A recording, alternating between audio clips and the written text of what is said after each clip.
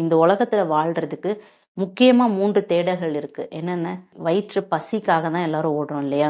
டெய்லியுமே நம்ம ஓடுனா தான் நம்மளால சாப்பிடவே முடியும் அப்படின்ற ஸ்டேஜ்லயும் இருக்கும். ஸோ வயிற்றுக்காக ஓடிட்டுருக்கோம். அந்த வயிறு நமக்கு மட்டுமா இருக்கு? இல்ல குடும்பத்துக்காக ஓடுறோம். அடுத்து உடல் பசி. உறவுல இருக்கிறது. அதான் ஸோ இதுவுமே ஒரு தேடலோட ஒரு அங்கமா இருக்கு. அதனால தான் நம்ம ஒரு ஒரு குடும்பமா வாழ்ந்துட்டுருக்கோம் இல்லையா? ஒரு குடும்பம் அப்படின்ற ஒரு பேக்ரவுண்டே உருவாச்சு. உடல் பசி அப்படின்றது சிற்றின்பம்.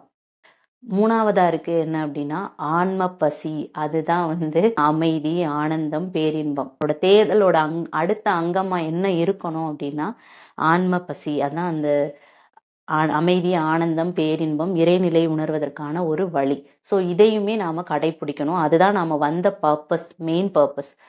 ஸோ அதையுமே நாம கரெக்ட்டா ஃபாலோ பண்ணணும் அப்படின்னும் இங்க சொல்லப்பட்டிருக்கு. ஸோ அந்த தேடலோட 3 அங்கத்துல நீங்க எந்த தேடல்ல இருக்கீங்க அப்படின்றதையும், மனிதர்களாகிய நாம அறியாமையில இருக்கக்கூடாது. நம்மளுடைய ஆன்ம பசி அப்படின்னு சொல்லப்பட்ட ஆன்ம தேடல்லயும் நாம ஈடுபடணும். இதோட மட்டுமே ஸ்டாப் பண்ணி நம்ம இந்த பௌதிக உலகத்துக்கு மட்டுமே ஓடிட்டு இருக்கக் கூடாது அப்படின்னும் இங்க சொல்றாங்க. இதான்